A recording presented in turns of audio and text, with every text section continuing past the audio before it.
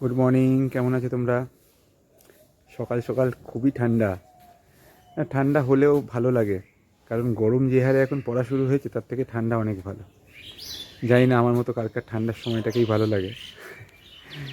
আজকে সকালবেলা এসেই আরেকটা ভালো লাগা জিনিস দেখলাম, সেটা হচ্ছে দেখাচ্ছি দাঁড়াও। প্রথম একটা বেগুন গাছে ফুল এসছে, এই যে ছোট্ট কুড়িটা দেখতে পাচ্ছ, এই যে ফুলের কুড়ি। টমেটো গাছেও ফুল আসা শুরু হচ্ছে, এই যে টমেটো গাছের সব কুঁড়ি, এই যে এগুলো সব কুঁড়ি। মোটামুটি সব কটা টমেটো গাছে এবার ফুল আসছে। আর একটা জিনিস দেখে যেটা খুব ভালো লাগলো, সেটা হচ্ছে দেখাচ্ছি, দেখো।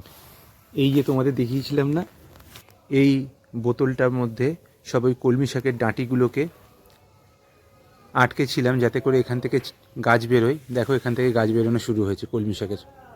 এই একটা বেরিয়েছে, এই দিকে এই যে বেরিয়েছে, এই যে বেরিয়েছে। ভালো লাগছে বেশি দেখে।